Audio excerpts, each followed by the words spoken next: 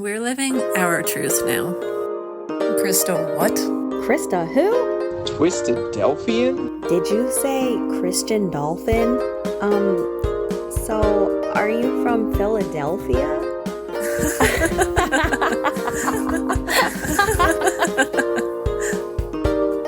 Welcome to the Life After Leaving Podcast, an ex-Christadelphian podcast. Hello, heathens, and welcome to the podcast. I'm your host, Zinnia. Today's guest is Rob. Rob is the author of one of the few ex-Christadelphian books out there entitled Unbelievable, A Journey of Faith via Evidence, Why a University Professor Gave Up Religion and Became an Unbeliever. Thank you for joining us today, Rob. Yeah, thanks for having me. Nice to be here. Thank you. I'm glad we were able to make it work. Where in the world are you talking to us from? So I'm in Melbourne, Australia, and it's first thing in the morning for me. Yes, and it is a Saturday evening for me over here in the United States. So I'm glad we were able to coordinate to make this happen. I'm really looking forward to hearing your story. I know some people may be familiar with it because you did write your book about the process. And how many years ago was that about that you wrote that book? Because I imagine you may have some reflections even since you wrote that. The book would have come out in 2015, I think, and I left Christadelphians in 2013. Okay. And were you born into the group? Yes. I was born into a Christadelphian family, and they were both from Christadelphian families, and it goes back many generations. Okay. Maybe even till Robert Roberts' initial trips over there and all of that. Oh, exactly. Robert Roberts' daughter married my great-great-uncle. Oh, wow. So you've had Roberts in the family. Yeah. All right. So to get us started, maybe we should start all the way back at your childhood then, since you were born a Christadelphian. Can you tell us a little bit about what your childhood was like as a Christadelphian? Yeah, we lived in a little town up in the mountains in Victoria, one of the southern states of Australia. There was only 3,500 people in the town, but it had a large Christadelphian ecclesia, 40 members and 40 people in the Sunday school. Mm-hmm. And I think it's the oldest Christadelphian ecclesia in Australia. Certainly the oldest in Victoria, and it goes back to the 1860s. Robert Roberts visited there for a while, and as I said, his daughter ended up marrying my great-great-uncle who lived there. And so I grew up in this little town, but with a large ecclesia. Lots and lots of Christadelphian kids my age, and we had lots of fun. We had very active youth group, and we would be doing things on the weekend together pretty well every weekend. Okay, great. So it sounds like you had a lot of fun. Did you do CYC? Did you have events multiple times a week at the ecclesia, like a high level of engagement? As a kid, I would be going to the ecclesia every Sunday for Sunday school and the meeting, and then usually on Saturdays, or maybe it was Friday nights, we'd have a CYC activity. I didn't start going to Bible class till I was about 12 at my request, because one of my parents would go off to Bible class every week, and I decided I wanted to tag along too. So I started going to that as well when I was about 12. Okay, great. And did you go to the public schools and have friends with other kids your age in school, or was it mostly that you spent a lot of time with Christadelphian kids? I went to the public schools. There were no alternative schools in Beechworth, and I had lots of friends who were not Christadelphians, although it was always clear that they were different from us and we shouldn't get too close to them. I was able to go to birthday parties and hang out with other kids. I played a lot of sport. I played on the local cricket team, on the football team. Oh, really? Okay. And my parents wouldn't come to watch, particularly anything on the Sunday. So I was playing football on a Sunday afternoon. I had to go to the meeting in Sunday school, but if the sport was on after that, I was allowed to go. But they made it very clear they were never going to come and see it. Okay. So top priority was going to the ecclesia. Number 2, cricket. So I would be riding my bike around town to the various sporting events I was in, but I was pretty much on my own. Okay. Well, that all sounds really lovely. I've never been to Australia, but it sounds like you had a nice childhood in that town in the mountains. So leading up from there, when you start to get older as a Christadelphian, typically you'll get baptized. So how old were you when you decided to get baptized, if you remember, and kind of what led up to it? I was 16 when I was baptized. We moved to Melbourne, which is the capital city in the state, when I was 15, partly because my parents wanted us to be closer to a lot of youth activities, Christadelphian youth activities. Mm-hmm. And partly for educational reasons. Little town didn't have a great school, and they thought it would be better if me and my two siblings had access to better level of education towards the end of high school. So we moved to Melbourne, and about a year later, I got baptised. So yes, I was 16. Okay, so it was just kind of a natural state of growing older for you. It was kind of just you realized you were ready. Was there any other impetus? I was pretty fervent believer, really, from the age of about 14 or 13. Okay. So I was praying regularly. I was quite serious. People thought I was surprised I wasn't already baptised, even though 16 sounds young, especially for a guy. But I was very involved. In fact, I'd been the secretary of the Beechworth CYC from the age of about 14. Wow, that is very young for that kind of responsibility. Because there were no baptised males, and of course, Christadelphians have to have males in any position. Yes, so the second best thing to a baptized male was an unbaptized male? That's right, yeah. I can't even remember if there were baptised females. There might not have been, because we were all reasonably young, the CYC. Mm-hmm. But yeah, so I did that for a couple of years, and then I got baptised. And I remember when I got baptised, some element of fear, because I really didn't want Jesus to come back and me to not have been baptised and then to be, subject to the judgment. I remember thinking that. Yeah, like not making the cut.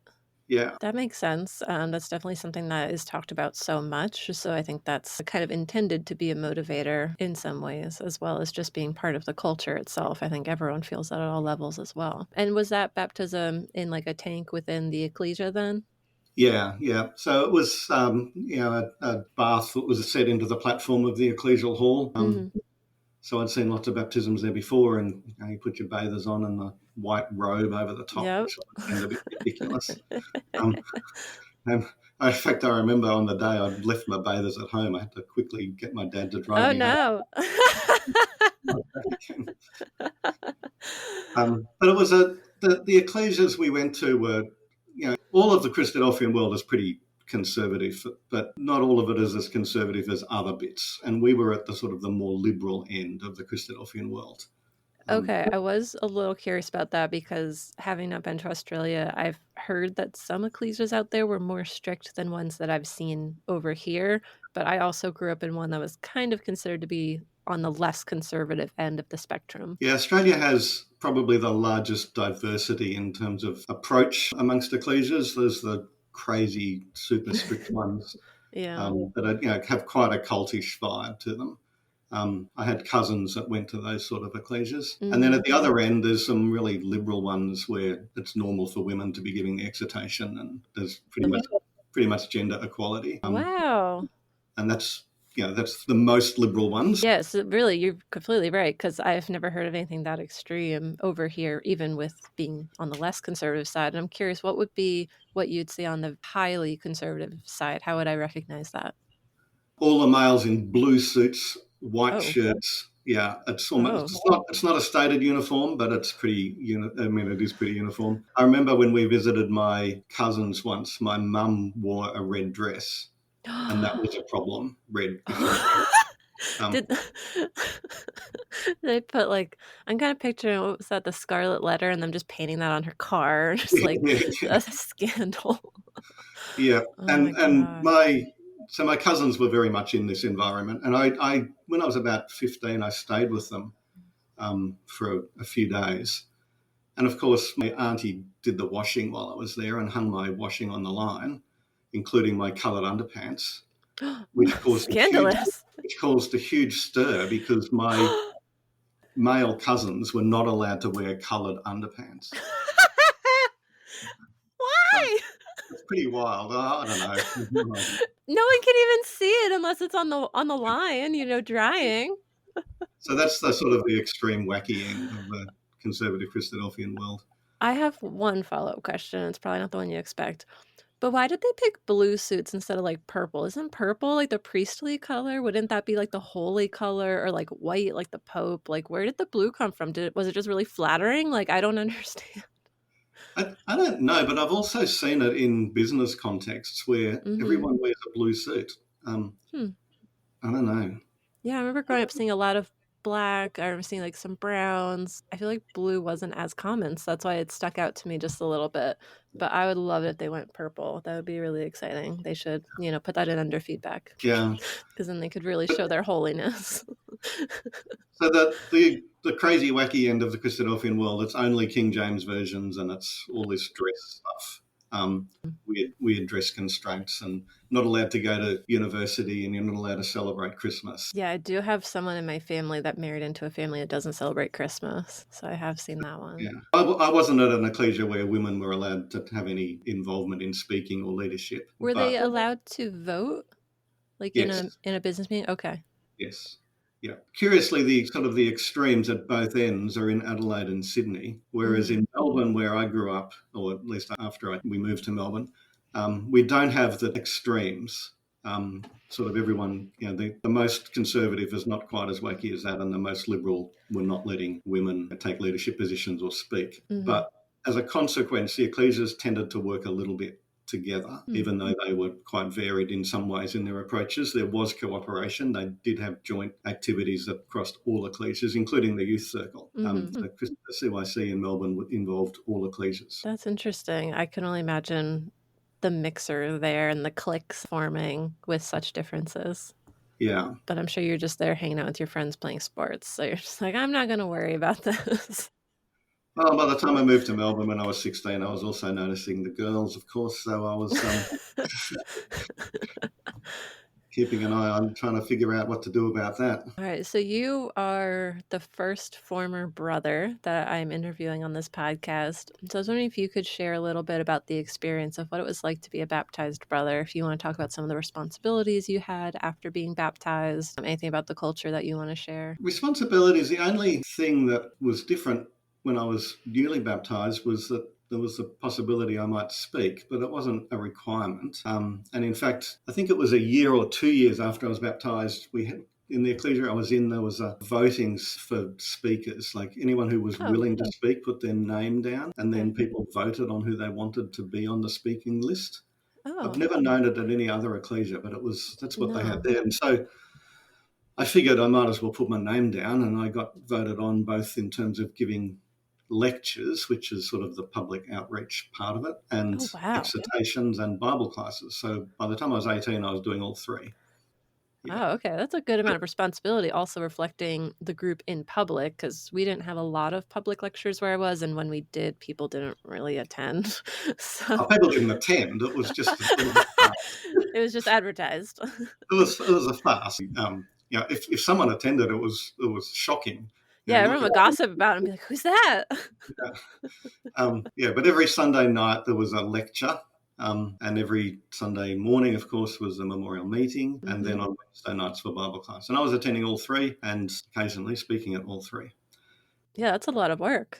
Speaking was something I actually quite liked. And, these days I'm a university professor and I teach classes. It was good preparedness for you, honestly. It was actually really good. All right. So the biggest change then was speaking, giving exhortations, preparing talks, and learning your public speaking skills, right? Yeah, and we didn't have that thing that happens in some other ecclesias where if a male in a Sunday school class got baptized, then the female teacher had to stop. Now, I know you mentioned that in your first episode. Yeah, in the first episode. Yeah, I heard that, and I've heard about it before, but that wasn't a thing. So we did have a female teacher, and she just kept teaching. Good. I'm glad to hear that. Thank you for that. I'm glad she was treated well at your ecclesia, whoever your teacher was at that time. So your career didn't end as just giving talks at your local ecclesia. I know that you also mentioned that you kind of went on what I call the circuit, where you were invited to give talks away from your ecclesia at Bible schools or potentially in other countries. So what was that experience like for you? And are there any stories or thoughts you want to share about what that was like? Yes, I started getting asked probably in my early 20s to start speaking at other ecclesias in Melbourne. And then probably by my mid-20s, I was doing occasional things interstate. And it sort of spread from there. And eventually, by the time I left, which was 30 years after I was baptized, nearly 30 years, wow. I was speaking at ecclesias all over Australia pretty regularly. I was speaking at Bible schools, fraternal weekends, sometimes overseas. I spoke in study week in South Africa, in Oh, India. wow. I spoke in the UK and the US, New Zealand. So yeah, the main sort of white parts of the Christadelphian world. Plus Mostly, except India. India. Was that more diverse then? Yeah. So that I was Okay. speaking at 2 Bible schools in India, and they were all Indians. The only white people there were a couple of the speakers and my dad's cousin, who was sort of the leading missionary in India and had been there for years, Okay. and had Makes married sense. an Indian woman. Yeah, kind of settled down. So I spoke at 2 Bible schools. It was quite an experience. We have 4 kids, and all the kids went, and it was amazing. Wow, what an experience for them. That's a pretty cool introduction to another culture in another country for them. Yeah. Awesome. Well, thank you for sharing that. Anything else about that before we move on? So we'll get on later to how I left, but I basically had decided to leave 6 months before I did, and for various reasons I hung on. But I was still speaking, and I felt I couldn't sort of renege on my agreement to speak at these Bible schools and study weekends. And so I did one, and felt pretty bad about it because felt like I was just a total hypocrite and not being authentic. And then I did another one, and it nearly killed me. Like I was in a really bad way. So I said to my wife on the plane, this was in New South Wales, I was coming home on the plane, I said, I can't do this anymore. I have to cancel the rest of my speaking appointments even if I don't leave. So I did. So I hopped on the phone and I cancelled I was doing a big Bible school later in the year, and I just rang them up and said, I'm going to have to cancel for personal reasons. I'm sorry. I'm sure that was really hard to do, and especially with having had such a good reputation, with having been a reliable, committed person, but then realizing it wasn't true to who you were anymore. And it sounds like there was a lot of suffering there, probably a mixture of emotions besides just hypocrisy, but I don't know, guilt or pain at leaving, I'm sure started to swell up too. And I'm sure that was a very uncomfortable time. Pretty traumatic, really. It was probably the most difficult thing I've ever done, is to walk out of the Christadelphian world. Especially having been such a public figure. I mean, a lot of us can kind of slink out, but you really did not have the option. Like you were already like in magazines, like come to this Bible school, spend your money to see him. Like it was like you're like an actor coming on stage almost. Yeah, the slide out the back door, which is a very common thing for people. The way people leave, they just sort of stop coming over time, and eventually someone says, "I haven't seen them for a few months. What happened to them?" Yeah, where'd they go? That was never going to be an option, and I didn't really want it to be either, because I'd been so public and written so many books about Christadelphian things that I felt like I had to make some kind of statement or announcement. And I think the day I told my wife that I was out, I also told her I'm going to have to write another book. She probably knew you well enough to expect it by that point, I would imagine. Yeah. That's hilarious, though. She's like, sorry, honey, I'm leaving and I'm writing a book. She's like, all right. And you had talked about in your book praying every day. Did you want to talk a little bit about that and how long you had done that and share why you were doing that for so long? So I had this idea, which is what we're all taught, is that you're supposed to have a personal relationship with God. And I figured that meant I need to pray a lot. So from the time I was 14, I was praying pretty regularly, but it didn't become sort of a daily thing, probably until I was in my late 20s. And then from then on, every morning I would be up before breakfast, before everyone else in the household, so reasonably early, praying for about half an hour. I would have a prayer journal, which I would write in. Do you still have it? I have all my prayer journals. I haven't looked at them for years. That might also be traumatic. They're in the cupboard. One day I might look. So I've jot down things that I wanted to pray about or was concerned about, and I think just in dot points. And then I'd always read a passage of scripture. Often I'd have a sort of my favourite half dozen chapters, and I would read one of those. So mostly from the Psalms, I think. And I would pray, and I did that for years. At one stage, because I was working at the Australian National University in Canberra, so we were living in Canberra, which is, about 800 kilometres from Melbourne. And there was a mountain behind our house. It was every morning at about 6 o'clock in the morning, I would climb the mountain and pray on the top. Oh my goodness, this is so cute. You're like a little prophet. and watch the sunrise. And there's kangaroos feeding around me. Oh my God. I want to experience this. Maybe not the praying, but the kangaroos on the mountain at sunrise. Yeah, it was quite magical. Oh I yeah. really did enjoy that. So yeah, that was my prayer habit, but it increasingly worried me that this was a one-way conversation. Well, yeah. You know, if you're going to have a relationship, the other person has to talk to you sometimes, at least. Hopefully, otherwise it's like stalking. It's like stalking, yeah. Or it's, if someone says they have a relationship with some celebrity. Oh yeah, the parasocial they call it, I think. Yeah, that's right. It's a psychiatric illness. And I was beginning to think this was weird, and was anyone listening to all of this? Mm-hmm. And I'm beginning to doubt that they were. It's interesting that you had that awareness, at least, because you're constantly told, like, yeah, just keep doing it, keep doing it, keep doing it, like pray. And every Sunday you're going and seeing people pray out loud. It's part of the culture. So that's interesting that at some point you had some sort of logic kind of start overwriting that script you had been given of like, oh yeah, just keep praying.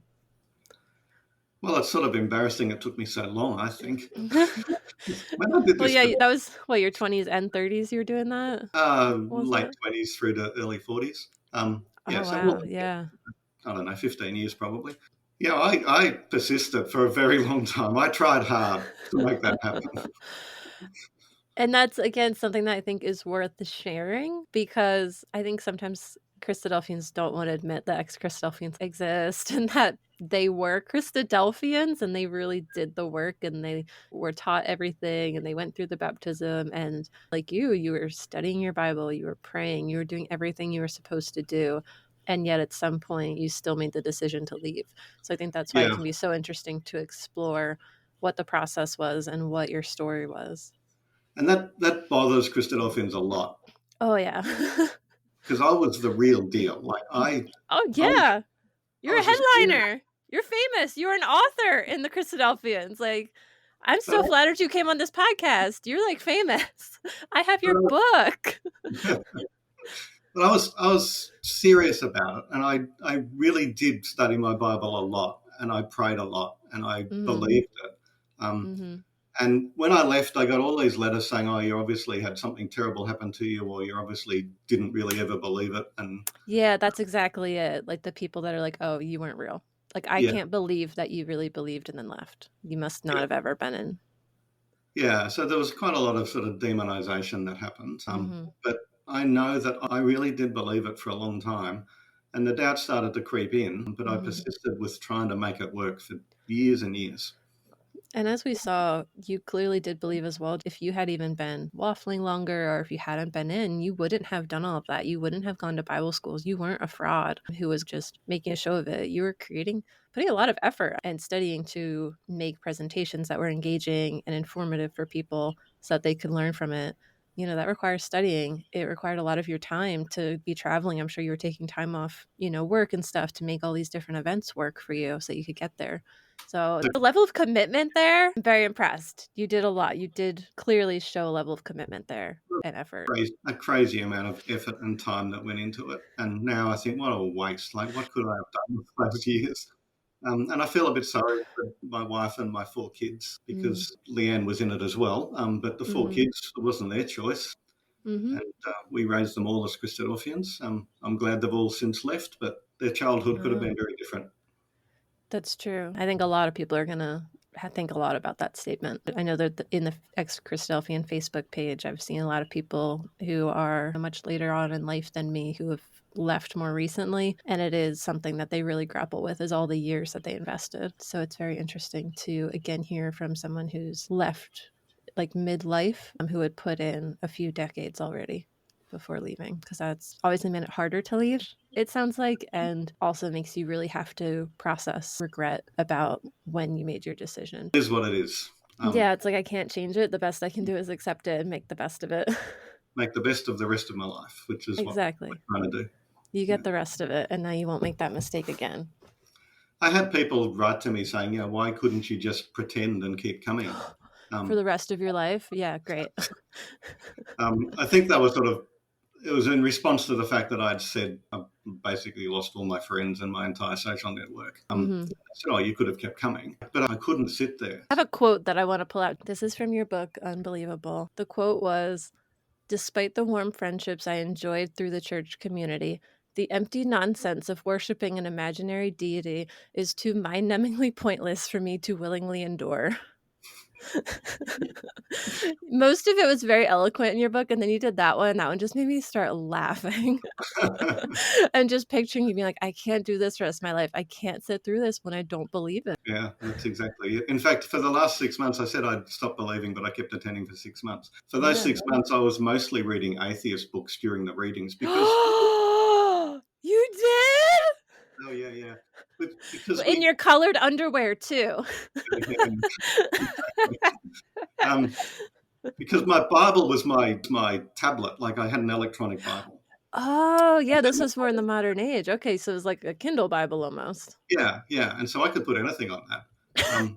And so I did have my Bible on it if I had to do the reading or something. But if I didn't, I was reading usually some atheist book at that stage because I was interested in other atheist perspectives because I was trying to figure out what I thought about a lot of things. Yeah, I think that's really natural to have that curiosity and to just be broad-minded. Because again, you may not agree with everything you read, but you just want a new perspective because you know you don't agree with what they're saying. Yeah, and I remember reading books by pastors who had left, which was sort of in my position because I had been what essentially is a pastor at a Christadelphian ecclesia and just wondered how they dealt with it all. So I felt like I wasn't completely wasting my time in the sitting. This is my favorite part of this interview so far. I love it. I love all these little secrets coming out. Thank you for sharing after all these years. This is so funny. But it's very interesting to hear. And everyone's is completely different, these stories. So this has been so fun getting to know all these different ex-Christadelphians. One of the last things I want to talk about for before you're leaving, because I know we're definitely going to talk a lot about the process of leaving, was that you were already a statistician and statistics professor while you were Christadelphian, correct? Yes. So did you feel any tension between your faith and this really logical way of looking at the world in your profession? I tried to convince myself that no, but looking back, I think it probably was always a bit of a tension. And statisticians accumulate evidence through data to assess hypotheses. Like that's basically the job. You collect data on something or other and you try to understand what's going on. Yeah, you pop it into a formula and see if based on the number that comes out, does this seem probable or not, kind of, right? That's my understanding from taking a class once. Yeah, and if you look at some of my books, the books I wrote as a Christadelphian, I mean. Okay, because the statistics book are out of my pay grade.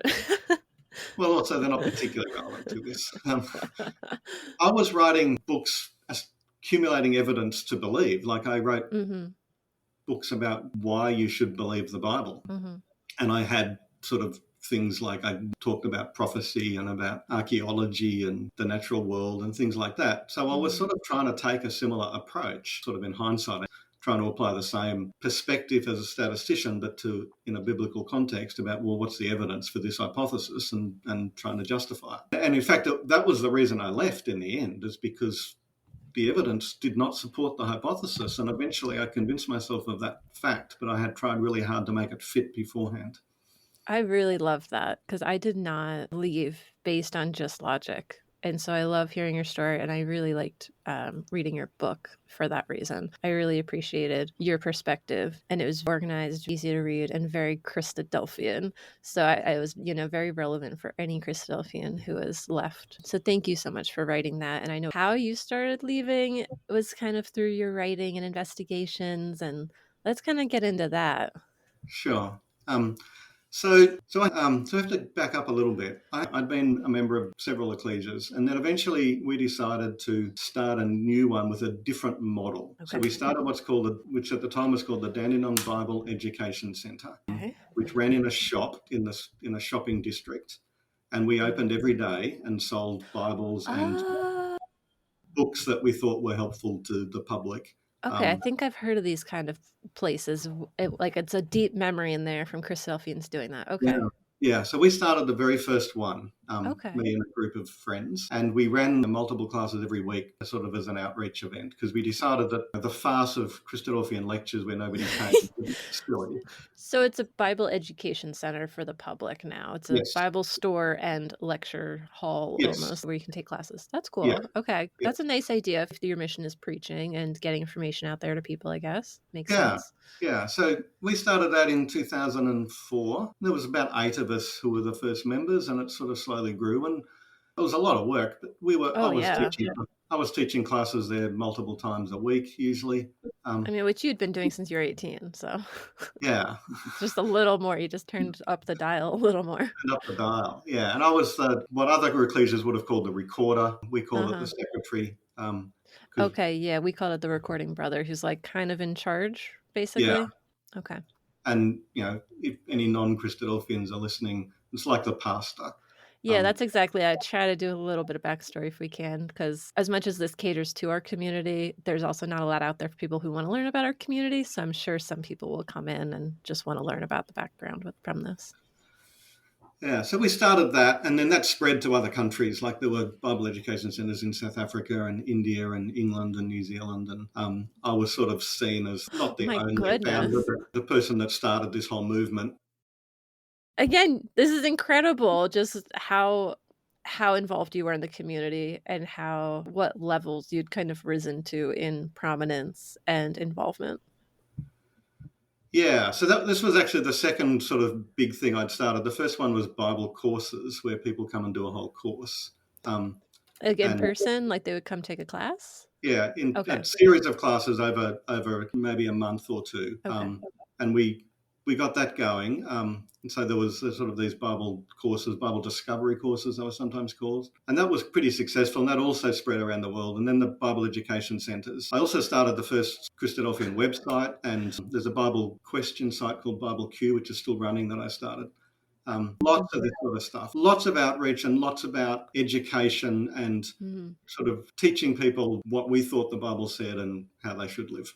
Wow, the more we talk, the more amazed I am about how much you did, and can only imagine what other amazing things you would have accomplished if you had redirected your energy somewhere else. Because you were definitely a very pioneering spirit, just willing to get projects off the ground, it sounds like. Yeah.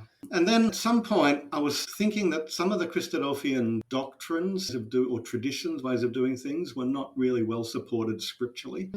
And I wanted to rethink a lot of things. But I was sort of aware that if I started doing that while I was in a leadership position, it was going to cause trouble for the ecclesia and trouble for the Bible education centre that I'd started. So I stepped down as secretary, and I stepped down from a few other leadership roles I had. Kept doing lots of speaking. So I was still doing Bible schools. And yeah, so on. that's like the baseline. You kind of have to keep that level of engagement to be like a good Christadelphian brother. Yeah. So I was still doing a lot of that. And then I started writing a blog about the issues that I wanted to explore around whether Christadelphians were actually correct on a lot of things. Things like voting. Christadelphians are not supposed to vote in political elections. Never. Scandal if you even tried, if you even talked about it.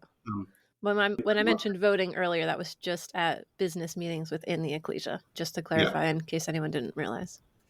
Yeah, so it's a big deal in Australia because voting is compulsory in Australia in political elections. Oh, like everyone's just required, like at 18 or whatever age, you're just auto-registered to vote?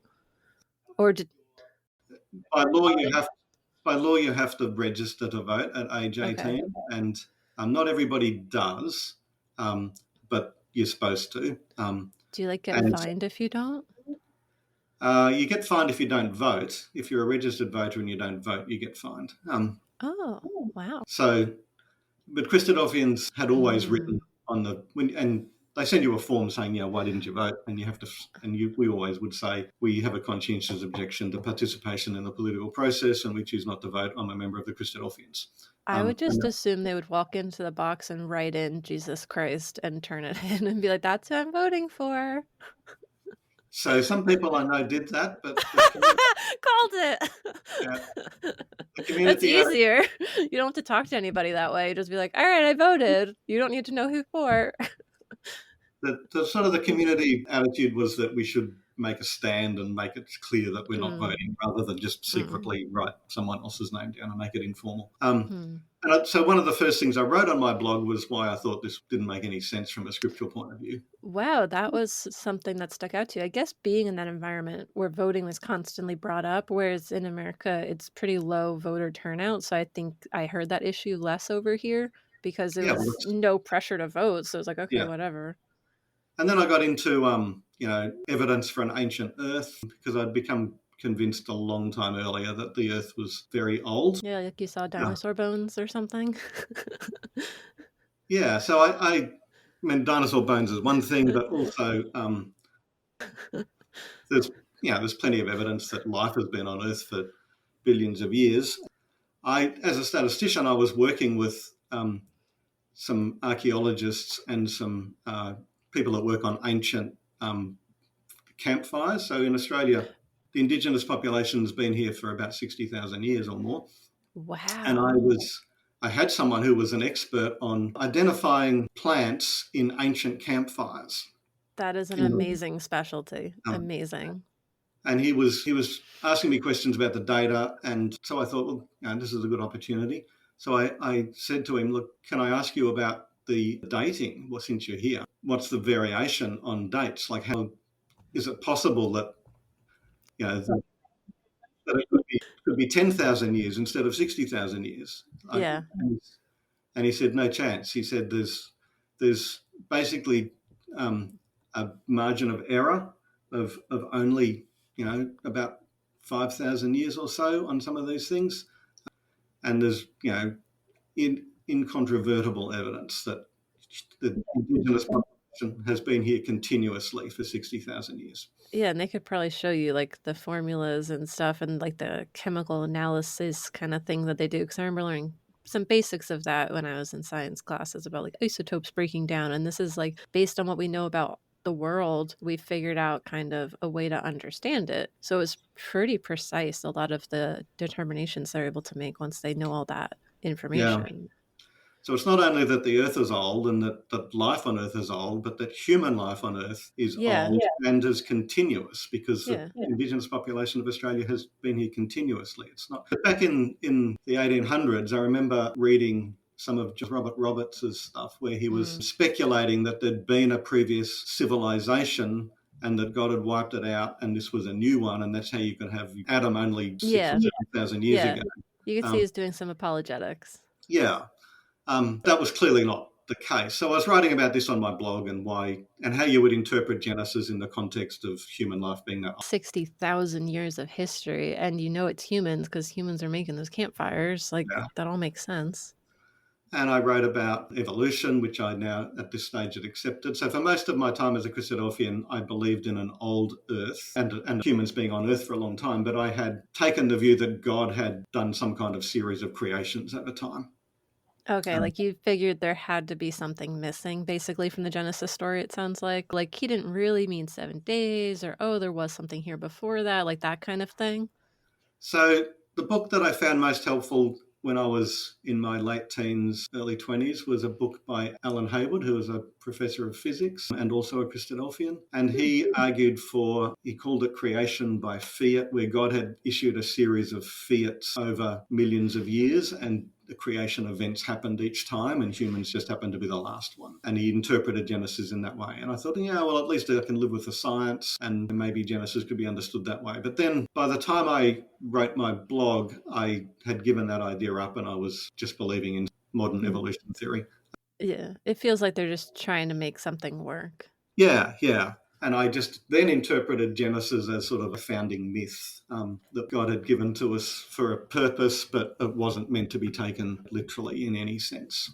Yeah, I think when you compare it to science, it would be very different than comparing it to origin myths of other societies, like the back of the turtle or whatever else. I think the similarities tend to lie more with other myth-based stories, more so than actual science, I would imagine. Yeah, exactly. So there was lots of commonalities with other myths. But that was another topic. And then I wrote a lot about inspiration and, the fact that the Bible had clear contradictions in it. I wrote about whether fellowship should be open or closed and the differences between first century Christianity and what we were trying to do as Christadelphians. A few centuries later. Yeah. And basically, I was trying to show that you should try to interpret the Bible within the world in which it was first read, not trying to give a 20th century lens on it. So if you're reading the book of Daniel, then you had to read it from the perspective of the people who first read it, maybe 400 or 500 BC. And how would they have understood those prophecies and how would they have interpreted those things? But eventually, all of this was getting me into a bit of trouble. And I was getting, there were some ecclesias that had banned me from speaking. Okay, that was the first sign of trouble, was like you got a letter or like a call. Well, no, I just heard that some ecclesia had banned me. They didn't even tell you? No. Oh. And then I heard that my own ecclesia had held a secret meeting about me. Secret meeting. I don't think I was on the arranging committee at this stage. Well, you had said you'd stepped down from a lot of things, so that would have been like arranging board's kind of the top tier running the meeting, those top brethren that were usually voted in. Yes, yeah. But I was still very much involved with the ecclesia and very active. And you're a baptized brother, regular attendance, and still on the speaker list. So those are some of the ones that keep you on like good status. Yeah, and I was still doing lots of talks at other places. But I heard that there'd been a secret meeting about me and about what they were going to do because I was running this blog gone wild. And a friend of mine called me up and said, "Hey, you should know what's going on." I'm glad you at least had one friend there. Wow. Yeah, and he had been at the meeting and then he decided to tell me. So our kids at this stage, they'd grown up and gone their separate ways. Two of them were still Christadelphians. One was a member of a different church. Was anyone in the secret meeting? No, none of them were in the secret All your family was outside of it. Okay, that makes sense, I guess. So we decided to go back to where I'd been baptised and where my wife had grown up because we felt that they would treat us better and they wouldn't harass me while I was trying to write about this stuff. And they were great.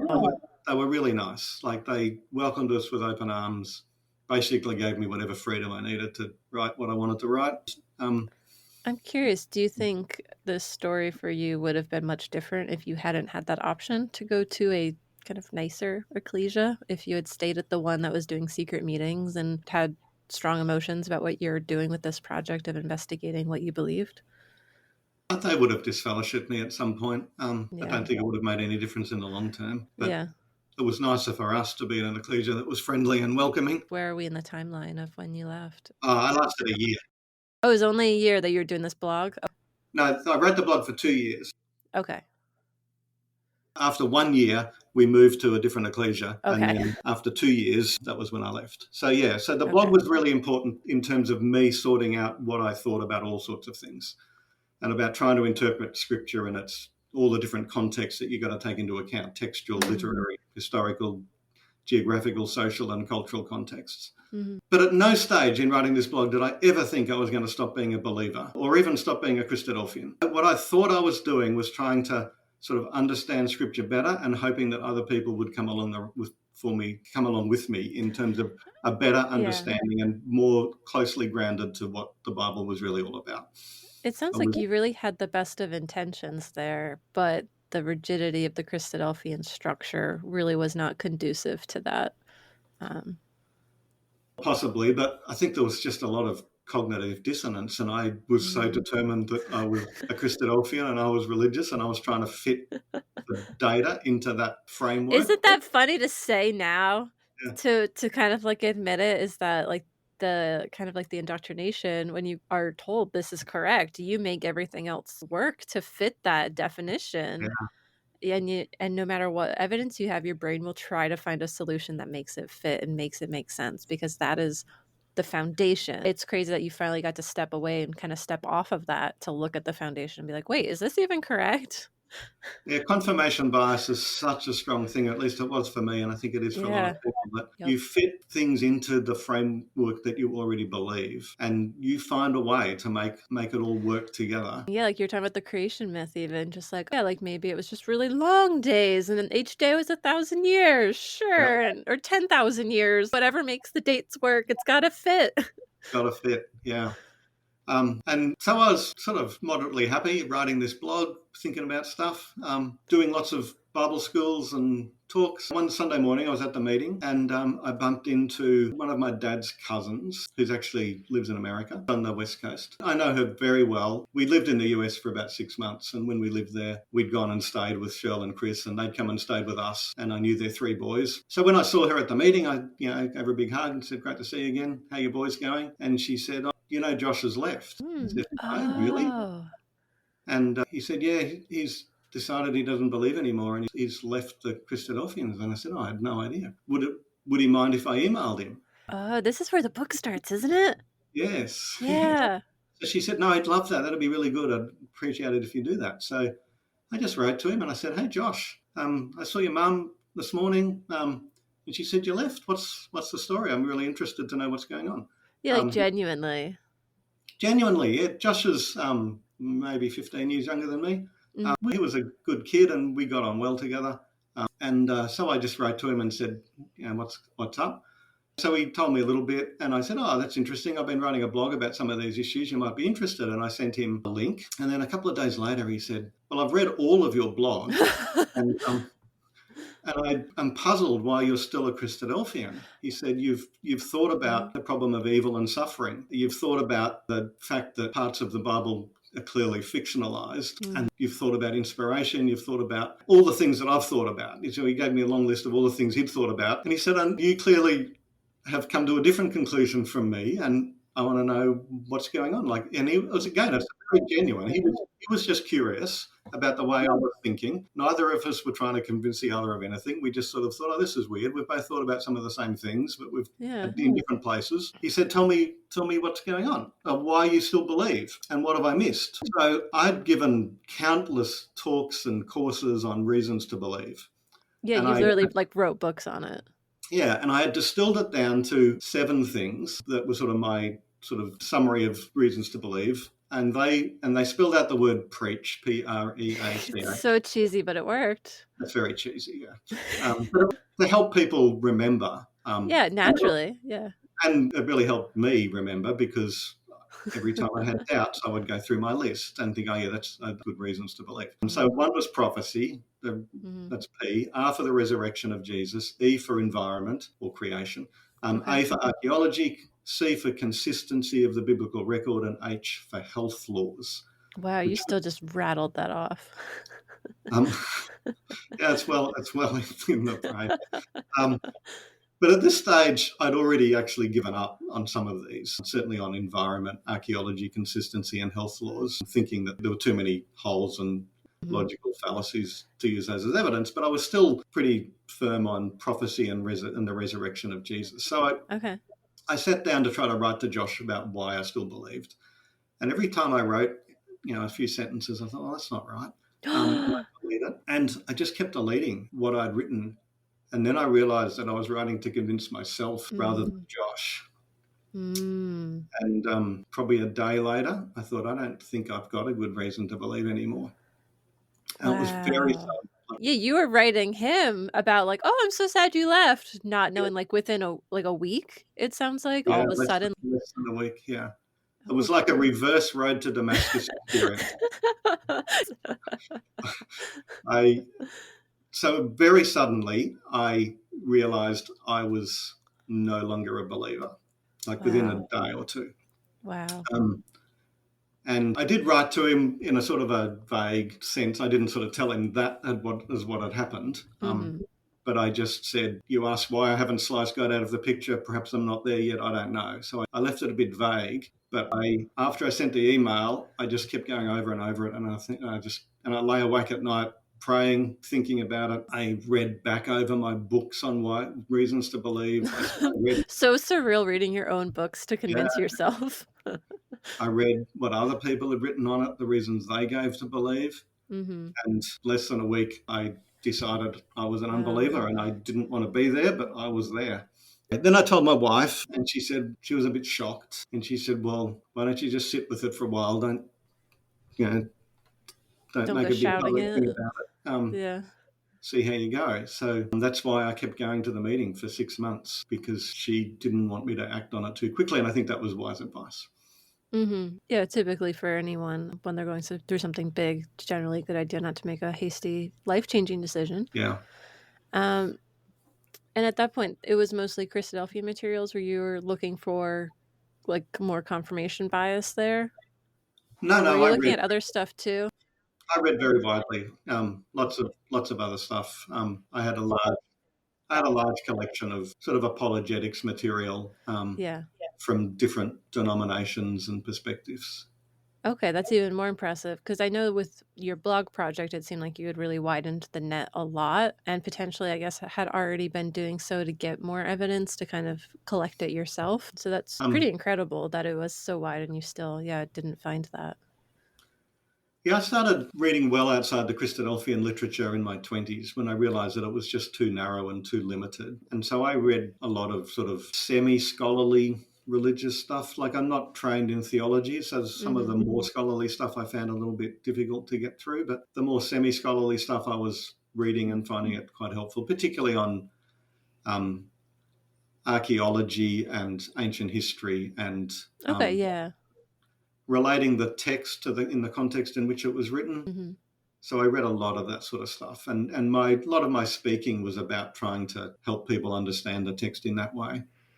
Yeah, having the context makes it a lot easier to digest for sure for people. There was one thing in your book that you had mentioned too about while you were still a Christadelphian that I just wanted to mention, but it was when you were talking to a Christadelphian and they had made an argument that was supposed to be statistically based, and you had said that it didn't make any sense. And they acknowledged this does not make any sense. And they were keeping that resource in circulation to Christadelphians. Did that play any role as well in starting to chip away at your sense of what they were sharing and what you were contributing to helping share that message when you started seeing that? I was curious about that. It more shocked me, actually. Yeah. So that was to do with the probability of prophecies being fulfilled. Okay. And he had tried to put numerical values on different things, like what's the probability that this particular part of the prophecy would occur the way it was stated, and what's the probability of this thing happening. And then he multiplied all the probabilities together. And I just said, from a statistical point of view, that makes no sense whatever. You can only multiply probabilities if they're independent events. These are clearly not independent events. You cannot make that argument. I wasn't doubting that the prophecy had been fulfilled at that stage. I was just saying, you've got to be honest in your resources that you write and not use bogus arguments. And he acknowledged that it was not correct to do that, but he said people find it very impressive, so I'm going to leave it in.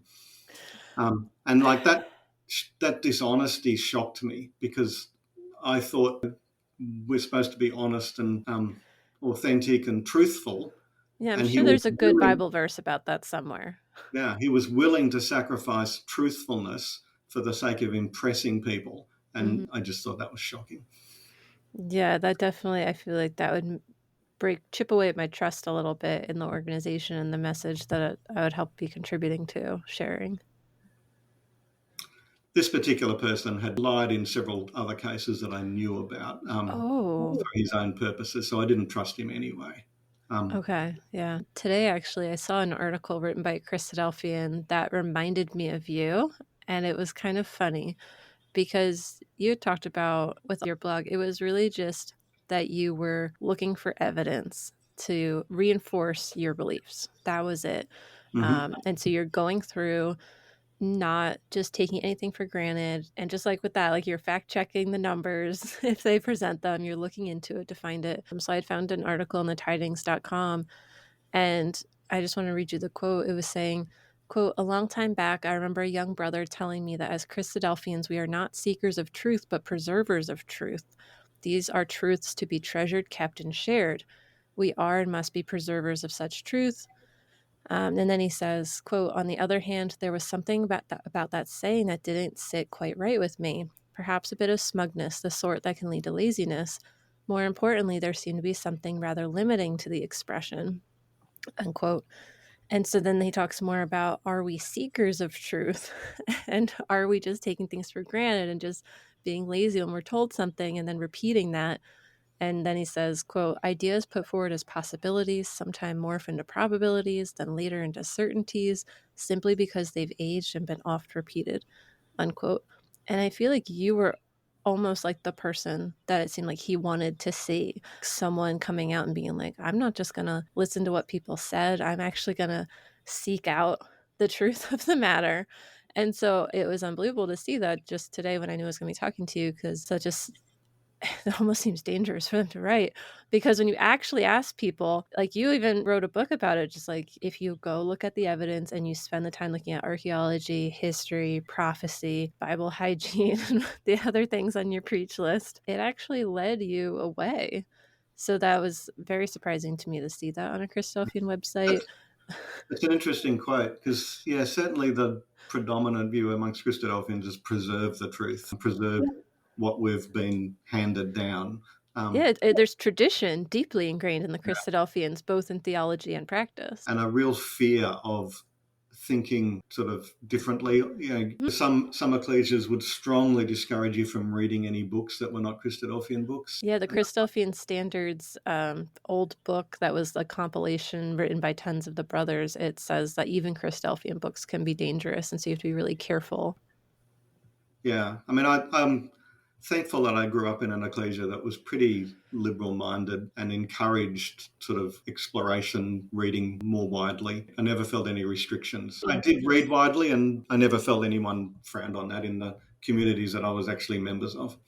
I'm glad to hear that. It sounds like it wasn't until blog that sort of changed with the attitude, with how other people saw your research and your reading. Yeah, I guess I pushed the edges a little too far. Yeah. And what was that like to get so much feedback when you left? I imagine that was really difficult to be such a public figure during this time of leaving, when you're just trying to figure it out. You know, it's your life and you're able to make decisions. You're an adult at that point, father to 4 kids who had already grown. And then you have all these people telling you like, oh, you don't know the choice you're making the wrong choice. I think you should make a different choice. So I attended for about 6 months. I told my wife like within a day or two, and I told my kids about 4 or 5 months later, because I wanted to give them time to adjust. And I said, I'm not going to leave until you're ready, but I need to leave. At that stage, one of them had not attended for several years and was an unbeliever. One was attending a different church, and 2 of them were very much involved with the ecclesia. So everyone was in tears, and I said, I was about to go on a work trip for a month or so. And I said, when I come back, we can talk about it again. So when I got back, they said they wanted me to go public. Oh, wow.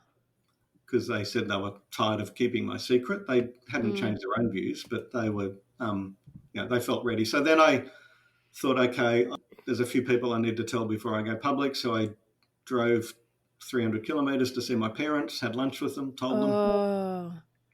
Wow. Which was difficult.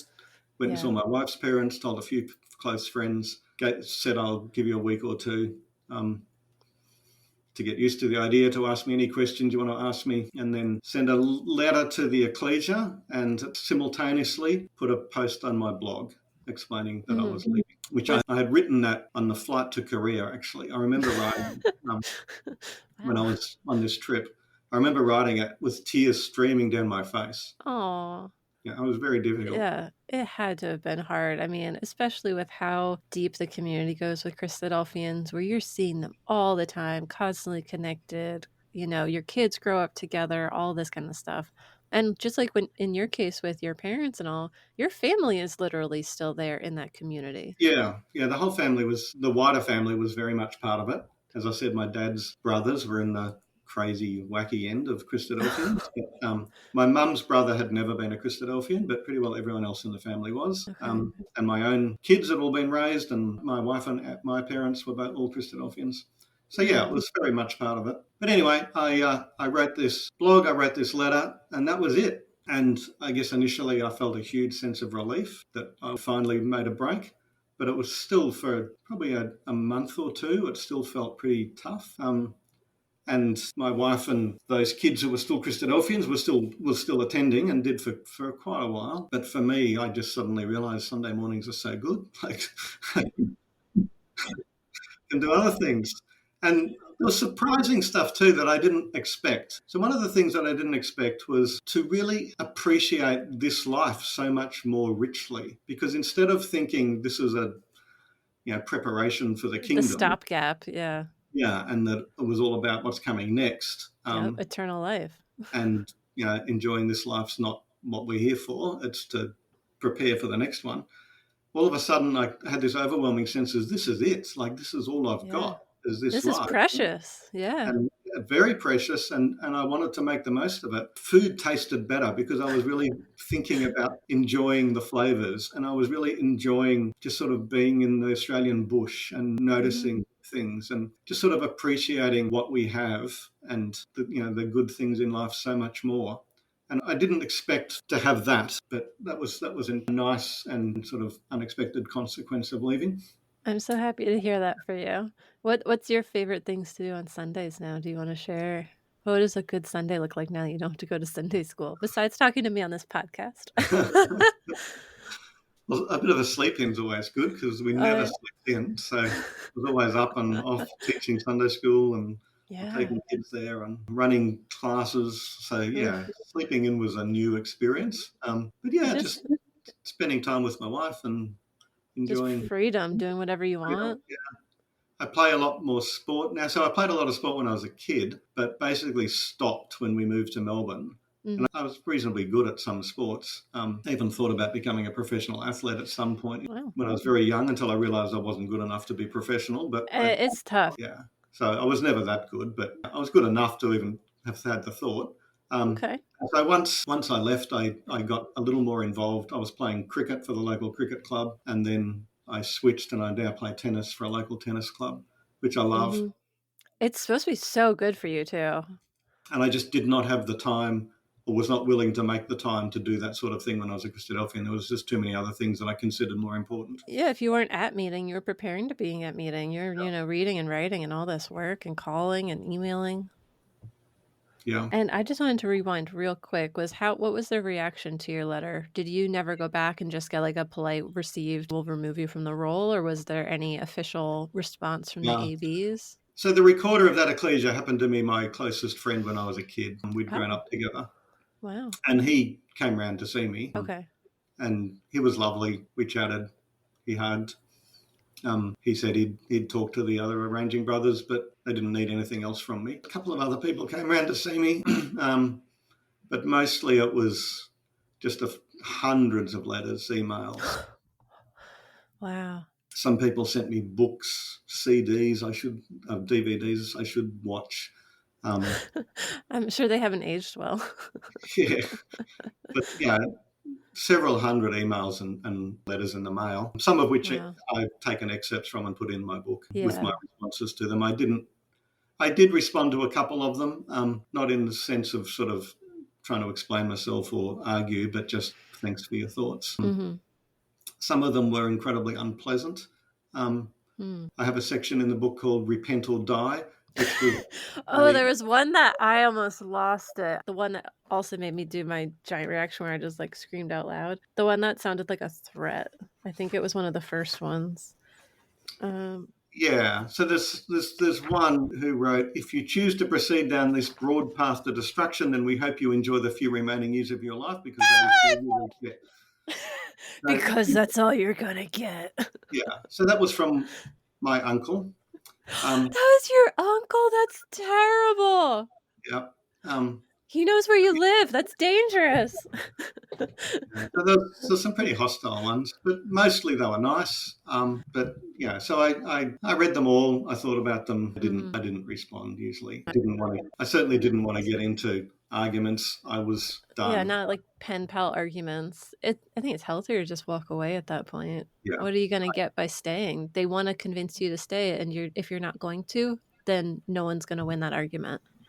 Yeah.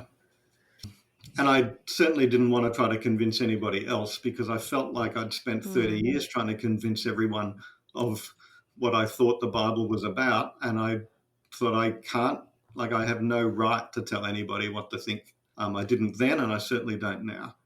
So when I wrote the book, it was not with the intention of convincing people anything. It was mostly cathartic. It was mostly me trying to work through all the issues, because I often use writing to clarify my thinking. Sometimes I have this saying that I don't know what I think until I read what I write. Yeah, it is helpful. That's why journaling's so helpful for people. Yeah, so it was mostly for me, but it was also partly for my friends to say, well, this is why I've left. And it was partly because I'd written so much stuff about why you should believe that I felt like I needed to redress that to some extent. Yeah, it was not about convincing other people. Just like this podcast isn't, I'm not trying to get anyone to leave. This is just, we are talking about our stories, and it is cathartic for us. But I actually wonder, there was one point where I was reading your book and you started talking about the city of Tyre and like all the walkway of rubble they put out into the sea. And I was like, I remember this. Like, I remember being in like a Thursday night class, because it was on Thursdays at our ecclesia, and how this was a fulfillment of prophecy and my uncle going into it. But it was so wild to then hear you specifically talking about it. And that was one of the other things I liked about your book so much, was that I've also read some atheist books, and I had a period where I was trying to read literature on both sides to try to figure out what I believed. I also did a scientist background, so I think part of it's just that kind of evidence-based mindset where you want to be able to understand something.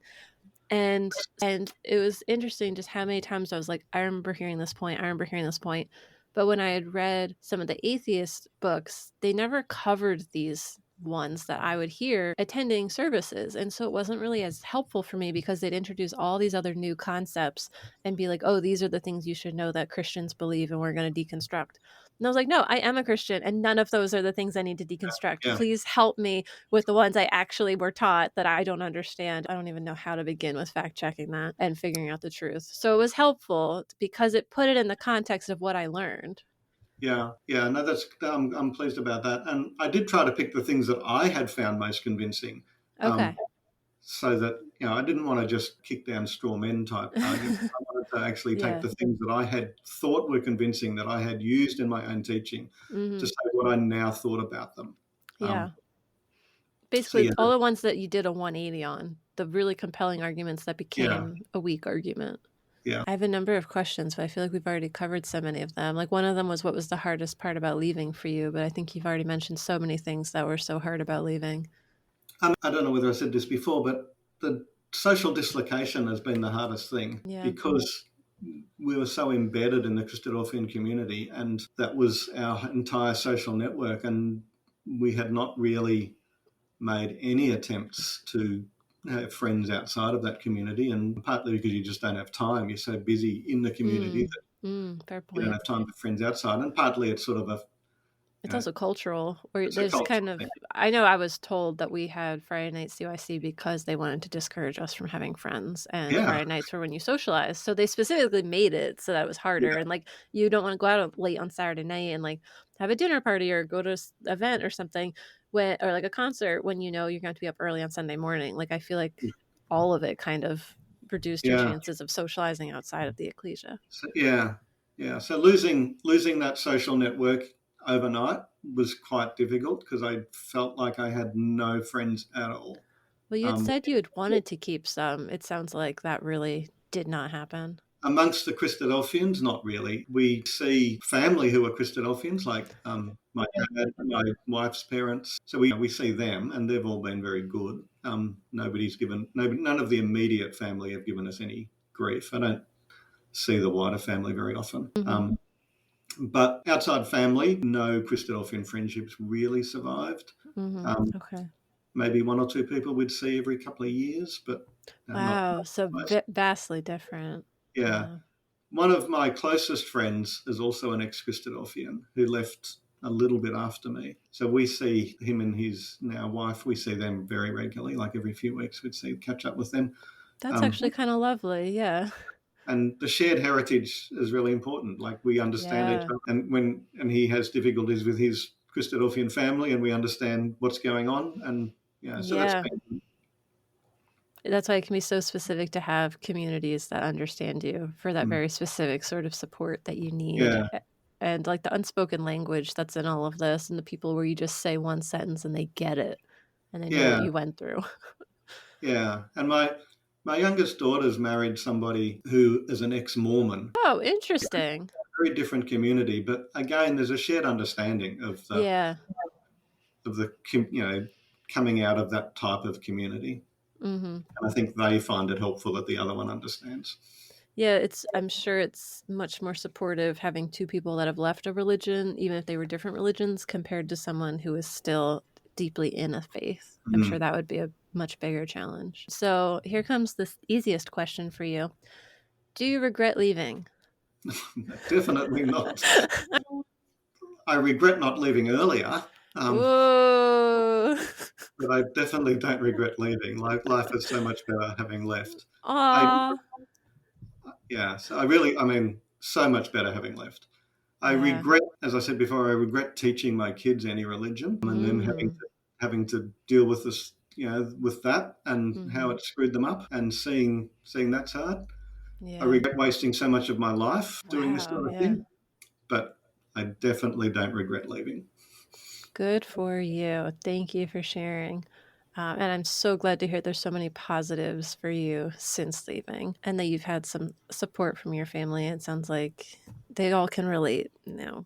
Yeah. And as I said, when I left, my wife was still very actively involved, and 2 of the 4 kids were... I just want to know the timeline for what happened there. I'm just so curious with your family. It took a couple of years after I left, maybe even 3 years. But one by one, everyone stopped leaving for different reasons in their own time, and everyone gave each other space to do whatever they wanted to do. So it's actually worked out really well. So it was all very independent. Everyone was very independent, yeah. And I didn't want people to leave because I left. Yeah, and she was still going for years after that. Yeah, so Leanne probably was never as committed as I was. And in fact, I think she probably would have left years earlier if I had been not so into it. Yeah, like a low-key just speaker husband, maybe. And she's like, well, I guess we're traveling the world together. I'm not going to say anything. But she taught classes herself at Dandenong Bible Education Centre, so she was wow. Okay. And so she kept going for at least a year, partly because she saw her parents and her brother and his family at the ecclesia, and partly because one of our kids and his wife were going to the ecclesia we were at. So, she'd go as much to see them as anything. Yeah, but the strong social component. But once my son and his wife decided to leave, which was probably a year or 2 after me, they sort of said, this is going to be our last meeting. And they all played music together at the meeting. So my wife's a pianist. And at that ecclesia, they often had a little musical group. So my son would be on his cello, and my daughter-in-law would be on the violin, and my wife would be on the piano, and they'd do the voluntaries and for the hymns and so on. And they love doing it together. Yeah, that's cute. A little family band. Yeah. And so once my son and his wife decided to leave, they decided to make it their last music thing together, and then they all left at the same time. Although my wife never formally left, she just... she just never went again. Yeah. I guess they saw the writing on the wall then, and they're like, we're not keeping this family. Yeah. I think my son and his wife did formally leave, and my daughter just stopped going. Yeah, one thing that's interesting is how different the actual leaving is for so many people, whether it's a letter, whether it's people being disfellowshipped, whether it's them saying something or not saying something, and even every ecclesia, how they respond to it can be really different. But it sounds like overall it was very well handled at your ecclesia. It was very out in the open, besides the one secret meeting. Yeah, that was at the was the previous not one. The one you actually left. The one we left from...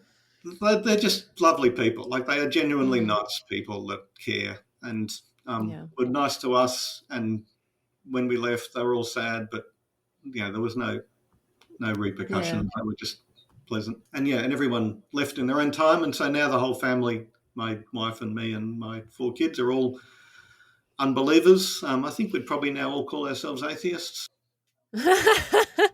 When we get together for family dinners, we can joke about some of the things in the past. Oh, so none of you pray over your meals at holidays now? Only as a joke. There's someone who's giving thanks, and someone else will thank the cook. There you go. Yeah, so That's fun. yeah, it's just something we have in common, that we all came from this community, but none of us are in it now, and we can joke about it.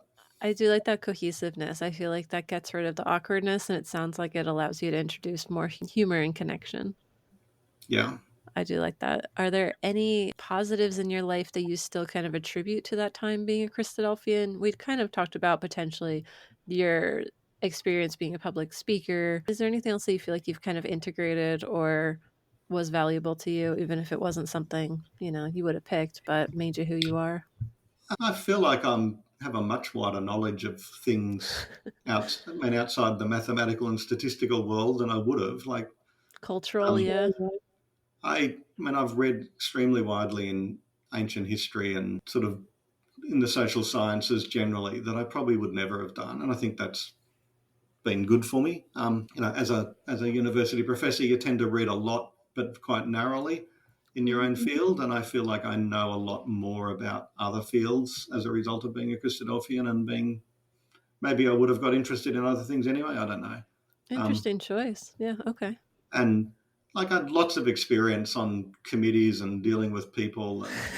And, when I started being on committees at the university, it was not a new thing for me. I knew how to manage those things and how to run them.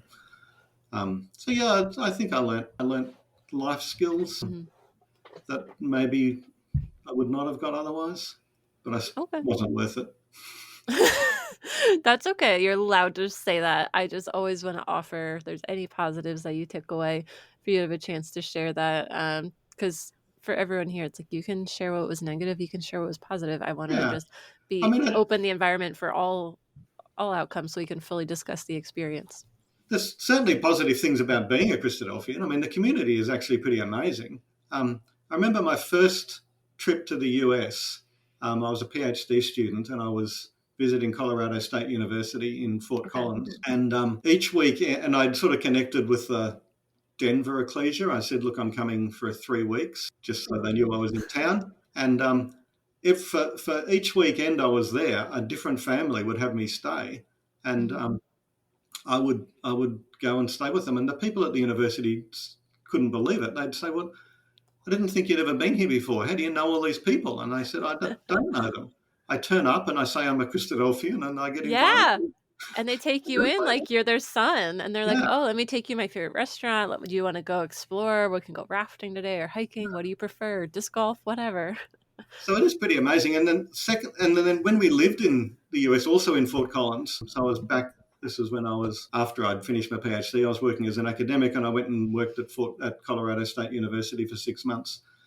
And we had a lot of car trouble on that trip, and a local family just lent us their car for the last 2 months of the trip. Wow.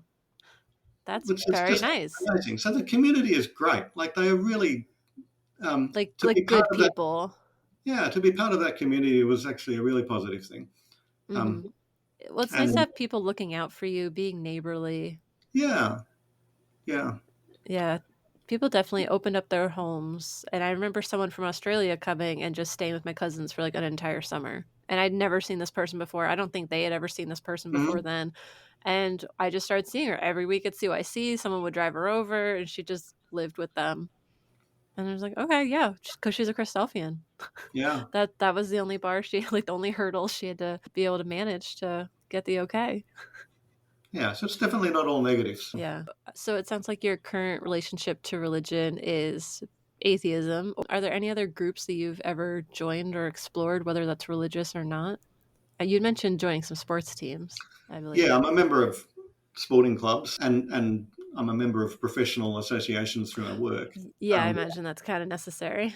Yeah, but no, I've never thought about being part of any other religious group or anything similar. Okay, interesting. Really just did the 180 and there was no in between. It wasn't like, oh, I decided to explore a different one. Like some people, I'm sure, kind of like a frog, just jump on lily pads till they get to the edge of the pond and they're like, oh, okay, Well, Interesting. it wasn't that I decided Christadelphians were wrong, but a God still existed. I Yeah, you just decided went there was no God and the Bible was a no man-made Bible. book, and Yep. like, where do you go from there? Yeah, obviously not to religion. That's Yeah. for sure. I mean, interesting. Okay. Makes total sense given your background. So when did you end up joining the ex-Christadelphian Facebook group? I don't see you in there too much, but I know you're in there. I'm in there. Years ago. Probably not that. I don't know when it started, but I would have joined not that long after I left. I think it was around 2008 or so that they founded it. Okay. Well, I left in 2013. I would have joined in 2014 or 2015, I guess. Okay. I'm just not very big on social media these days. So I do look at it occasionally, but I'm not really a big participant. Okay.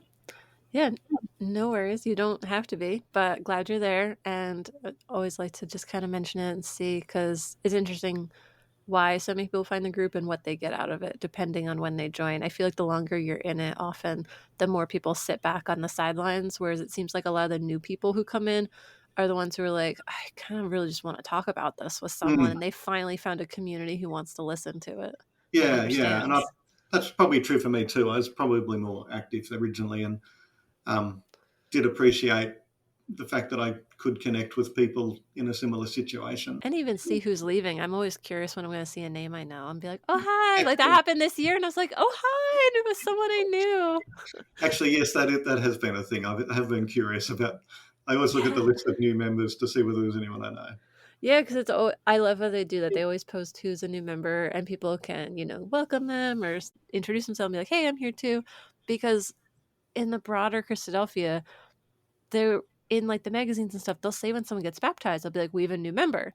But when someone leaves, they don't always, I don't think they very often even will publicize it. It's probably partially because they don't want to advertise if their community is shrinking or like the, stigma around kind of leaving. But I have no idea how to know who's left. Even on Facebook, I'm like, I don't see you doing any events, but that doesn't mean you're not in anymore. You might just not be attending regularly. So well, that's right. If people just slide out the back door without formally resigning, then have they left or have they just stopped? Yeah, I don't even know until they join the group. I'm like, can you just join the group so I know? Like if you've left. Yeah. So after your years of wisdom and all, what advice would you give to someone who is considering leaving or has recently left the Christadelphians? I'm not sure that I like offering advice, but no. I would. You're just like, read my book. It's fine.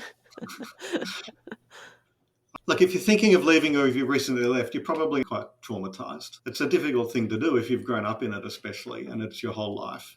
And it can be worrying and a lot of anxiety around what's going to happen. And so I would say lots of people have done it, and life is so much better after you. Wonderful. Thank you. So it sounds like some really lovely encouragement for people. And then do you think there's anything that they could do in particular that might help with just like their thinking patterns? Because I know you were really logic based and you really had to break down a lot. Did you find that any of it lingered after you left and that you did anything in particular to try to just be more like, how did you challenge your beliefs afterwards? Was there anything else? Because I don't imagine it was overnight, even with all the blog writing. No, it was pretty much overnight. Like it really was very sudden for me. The one thing that did linger is whenever I had some difficult thing I was about to do, like I might have a difficult meeting I was going into or a difficult conversation I had to have, my habit was always to pray about it first. And I remember after I'd left, I was doing something that was going to be quite tricky.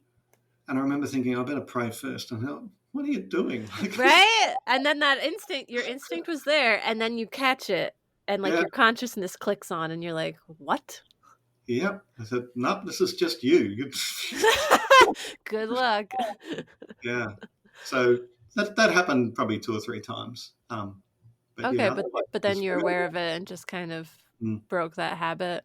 Yeah, because I remember that happening to me years after I'd left, where all of a sudden I had a thought pop up and, a subject came up that was, theologically based. And I was like, oh, my first instinct was, that's not what the Christadelphians believe. And I was like, wait, I'm not a Christadelphian. Like, what do I care?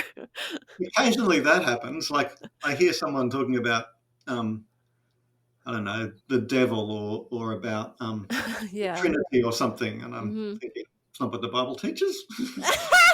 Right? It's so ingrained. It is so deeply ingrained in us.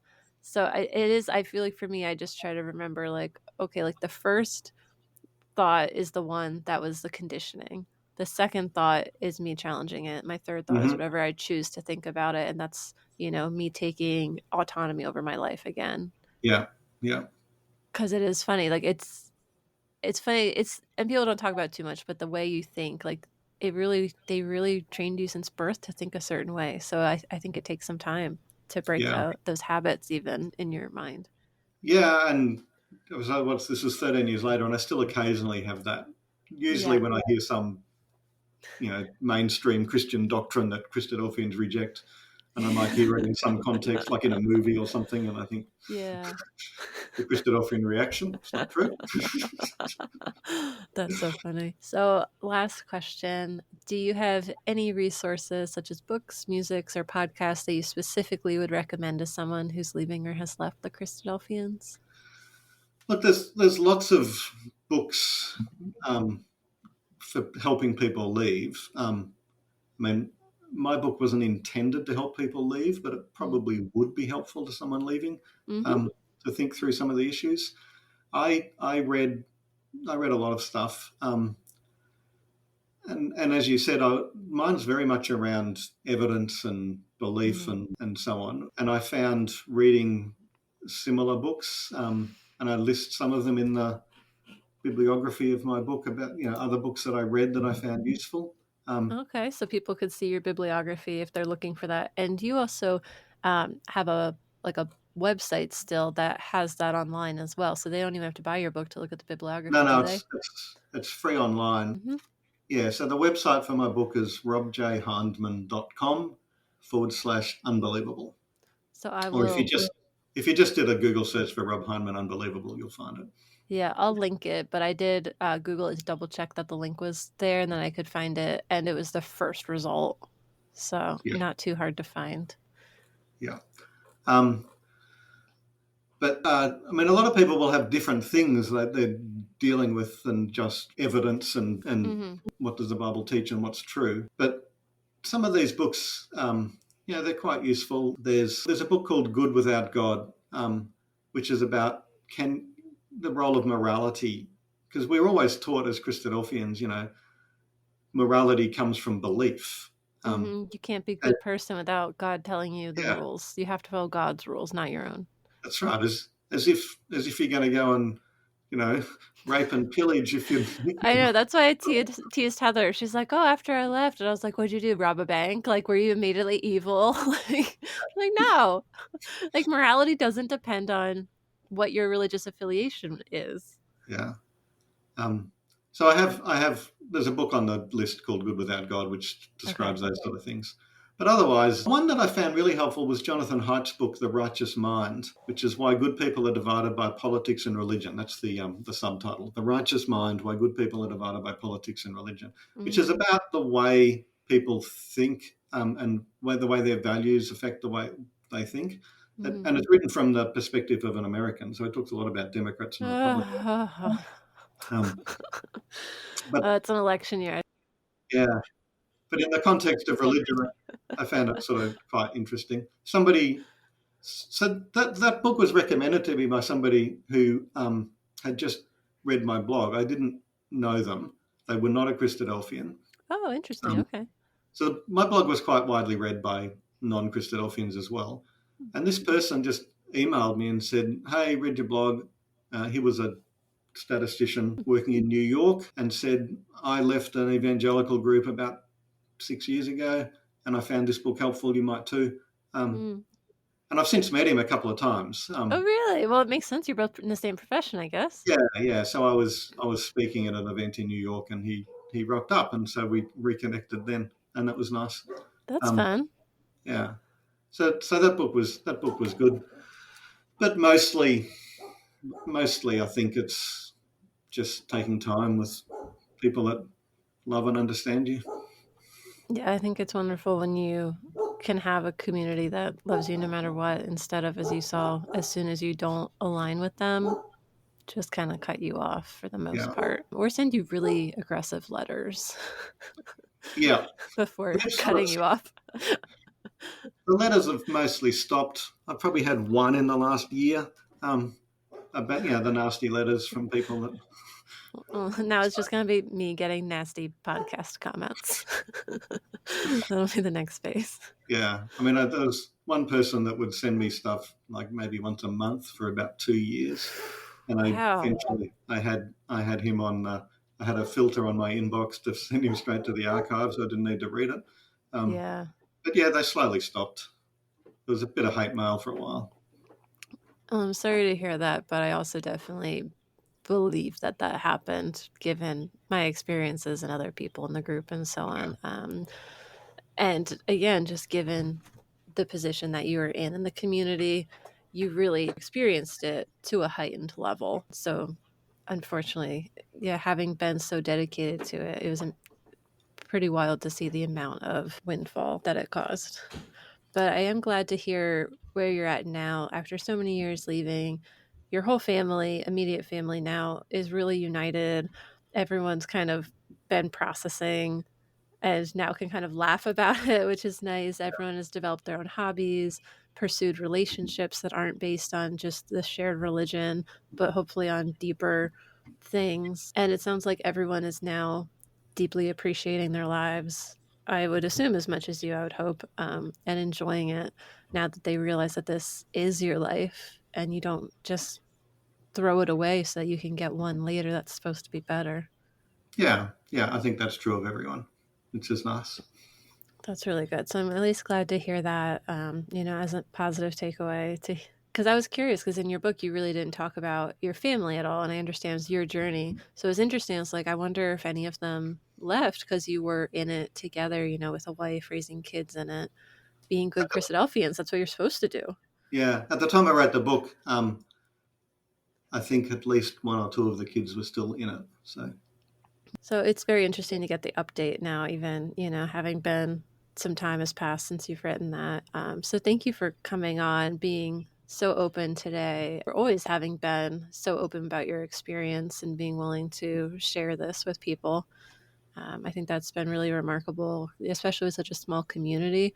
We don't have a lot of that. So it's one of the reasons why I wanted you to be one of my first guests, because I think if someone finds this and this is just the beginning of their process of leaving, I think it's nice for them to be aware that book's out there. I was able to order it in the United States right off Amazon. So it's very accessible, as well as you said, it's for free on your blog. So someone could just go to the website and read it as well.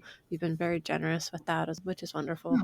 Thanks for the opportunity. This is probably the most in-depth I've talked about my Christadelphian experience and leaving since I left. So that's kind of the point of the podcast. But yeah, it's all in one place, which is pretty fun. I got the whole story and so many fun little stories I wasn't expecting. I'm never going to think about colored underwear the same. And the secret meetings. This is already at this point only Heather's episode is aired, and so it's interesting that so many already have these meetings with discussing disfellowshipping and all. It's wild. It'll be interesting to see all of the shared experiences that come out, to see what's the most common thing. But everyone's story is unique, so it's great to hear about. And yours is the first one with kangaroos in it, so thank you for talking to me all the way from Australia. That's fantastic. Cool. Well, thanks for starting the podcast and for inviting me on. It's been a pleasure. Thank you so much for coming on again. All right. So everyone, that is the Life After Leaving podcast. Thank you for listening, and we'll talk to you again next time. Thank you to everyone who helped make this episode of the podcast possible. Today's episode was edited by me, Zinnia. I'd also like to credit my dog for her barking in the background, Al Croons for our intro music, and the ex-Christadelphians who submitted audio for the intro music. Thank you. If you'd like to join our community, you can find us at A Group for Ex-Christadelphians on Facebook.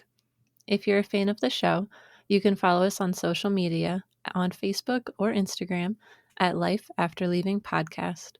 If you'd like to come on the podcast, please reach out to me at lifeafterleavingpodcast@gmail.com. And if you're enjoying this podcast, please consider leaving a rating or sharing this podcast with a friend. That's all for today.